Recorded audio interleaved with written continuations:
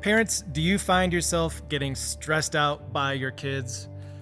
Me too. We're going to talk about that in this series. And today, as we get started, I wanted to start by challenging you, as I've challenged myself, to start seeing my kids a little bit differently.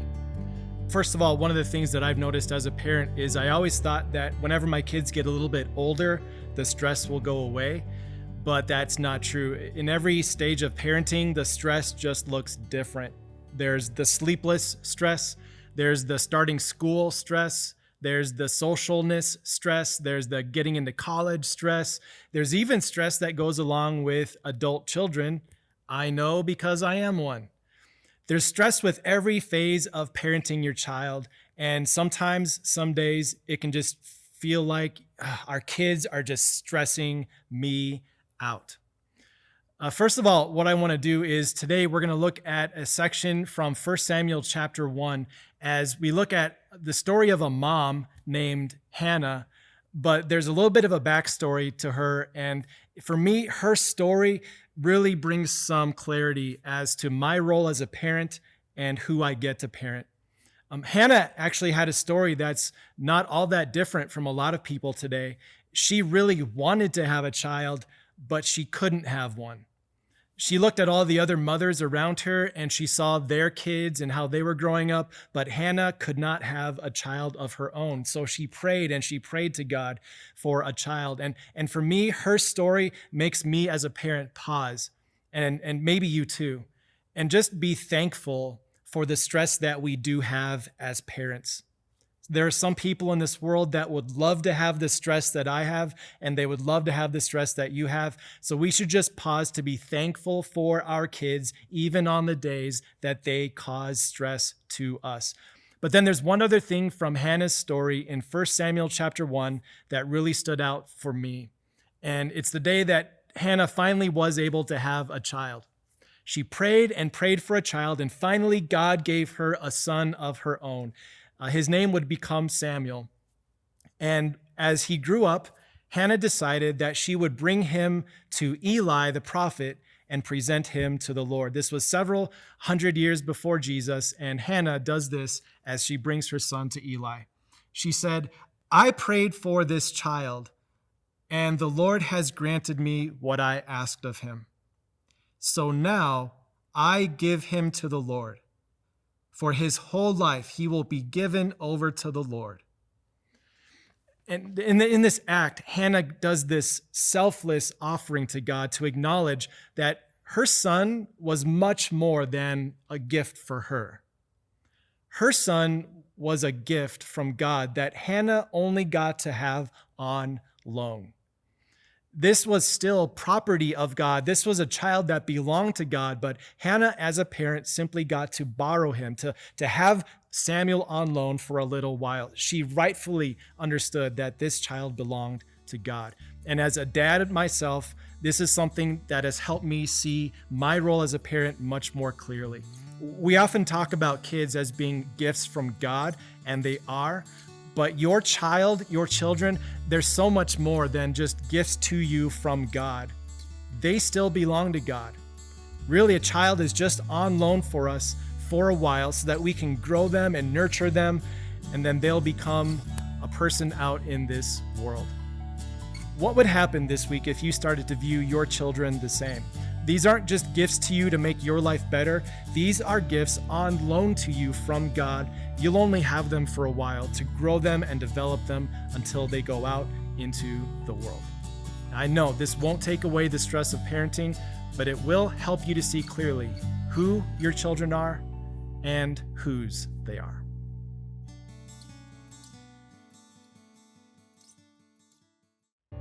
Does it ever feel like your kids are completely stressing you out? One of the reasons it might feel that way is because I know that I, as a dad, and perhaps you as a parent, can place expectations on our kids that they're not able to give to us. Let me give you a quick example of that. It was not too long ago that one of my 3 kids was begging and begging to paint their bedroom at home. And so my wife and I relented. We got the paint, we got the supplies. We trusted our child, who was about 13 years old, to paint their bedroom walls. And what ended up happening is they painted the bedroom carpet. A lot of paint, almost half a gallon, ended up on the carpet, and I was left in a state of stress trying to manage the mess that ensued. Sometimes when we place expectations on our kids that they can't live up to, it's only a matter of time until we are left with the stress of the aftermath. What have you been expecting your kids to do? Have you been expecting them to create a house that's full of peace, a house where everyone gets along? Have you been expecting them to give you security or certainty for what's coming up next? If you place on your children an expectation that they're not able to fulfill, it's only a matter of time until you're screaming at the mirror in your bathroom, "I'm so stressed out at my kids." I've been there, and I think you have been too. So here's what we need to acknowledge. First of all, there's only one place we can turn to where our needs are fully met. The security we want, the assurance we want, the path forward that we want, knowing where we're going, knowing where we've been, the peace we want, the calm that we want, there's only one place to get that, and that is from your Father in heaven. Only God can provide the certainty and the peace that our hearts desire. When you place that expectation on your kids, it's only a matter of time until you find yourself stressed out. But when you turn to God as the only one who can give you that safety, that peace, then you'll find what King David wrote about in Psalm 18. Here's what he wrote: "The Lord is my rock. He is my fortress and my deliverer. My God is my rock in whom I take refuge, my shield and the horn of my salvation, my stronghold." When we turn to God for the needs that only God can provide, you will have a refuge. You will have that place where your needs are fully met. Your children were not designed to give those things to you. Your children turn to you as a model for where to find your emotional health and well-being, and you can find that in God above. So here's my question for you, parents. As you think about the stress your children have been causing you, where has that stress really been from? What have you really been afraid of? What security have you been longing for? What peace, what rest have you been wanting? And what would happen today if you decided to turn to God instead as the only one who can provide those things for you? Here's what'll happen. You will become the strong, resilient parent that your Father in heaven loves for you to be. After all, He's the one who demonstrated to you what it means to have peace and confidence, even in the midst of our darkest sin and death. And you, as a parent, can have all the hope and peace that you need resting in your Father's arms.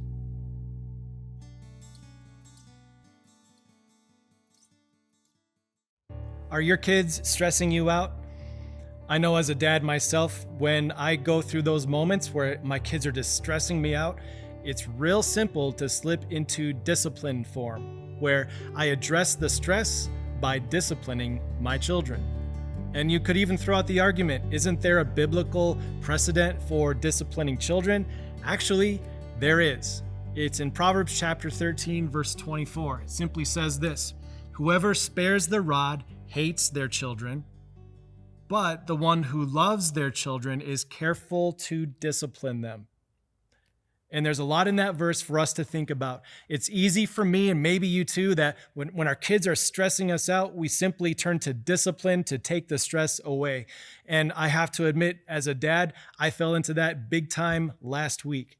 I was stressed out, and one of my kids did something that prompted my discipline. Do you want to know what they were doing? They did something harmless, but it was annoying me. So I decided in that moment to respond with hasty discipline. That was not the careful discipline that God calls on parents to give. As we look at Proverbs 13, God commands us to love our children through careful discipline. Hasty discipline is where we're in the heat of the moment. We're stressed out because of what our kids are doing. And so we respond with a harsh word of rebuke. We respond with yelling or shouting. We discipline our children so that they can serve in our short-term interests. But here's what I've learned, and maybe you too. When a parent disciplines out of short-term self-interest, it's in nobody's long-term interest. Careful discipline is what God calls on parents to give, even in moments where we are so stressed out by our kids.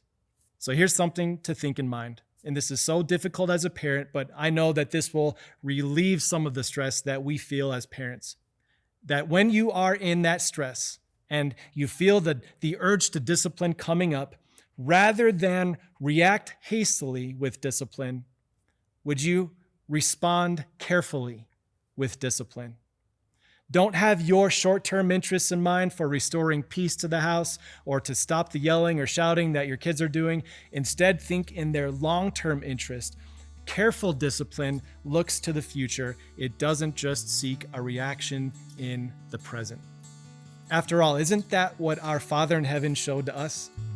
He did not respond hastily to our sinfulness and judge us instantly, but rather he took the longer route. He decided to plan out our forgiveness in Christ, and then as needed, he disciplines us as a loving father would do. He provides careful discipline that's about our eternal good. So parents, we can give thanks that we are forgiven by God himself. And as you consider your role this week as parents, and as you consider your role in this life, in their life, just think about the discipline that you get to show. It's not about restoring short-term peace for you. It's about a careful long-term plan for them.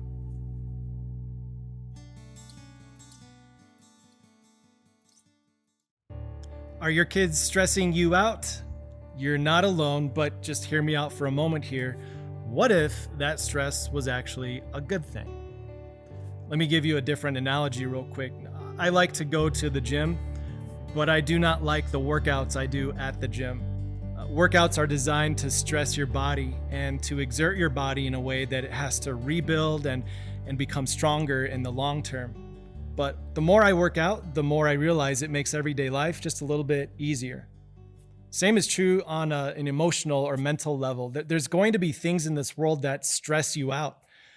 But what if you viewed the stress from your kids as an opportunity for a workout to prepare you for life in this world and how you interact with other people? One thing you see in the Bible is that God never tells you to do your best to avoid stress or to avoid suffering, but actually you see God put a different perspective on the stress and the suffering that we go through. Here's just one place. It's in Romans chapter 5, where the Apostle Paul wrote this. He said, "We also glory in our sufferings because we know that suffering produces perseverance, perseverance, character, and character, hope." The stresses that we go through in life, even the sufferings we go through, can actually make us better people in the long term. Just like working out your body can make you stronger for another day, so also the stresses we work through in this life can make us more resilient in life. Now, what if you started to view your children as that? It's unavoidable that they will create stress for you and create situations that are stressful all around. But what if the stress they create is actually creating a better version of you in the long term? I know it's not pleasant in the moment. Stress never is. But what if you saw a bigger purpose behind this? God is developing something in you through what your children are giving to you. He's developing in you stronger character, stronger perseverance, perhaps even a stronger hope. He's developing within you the ability to relate with all the people in this world and to be a more resilient person when you're out in the world. I know as a parent, I often stress out about all the things that I have to do for my kids. But what if we switched that around? What if you started to look at the things that God is doing for you through your kids? He's given you your own gym to work you out. And yes, it will create stress. But what if that stress had a greater purpose behind it, to create in you the characteristics that God wants to bring out? I know parenting can be full of stress, and there can be some days where you just want to scream, "My kids are stressing me out." But what I believe is that in good times and in bad, because you and I get to be parents, we are better people for it.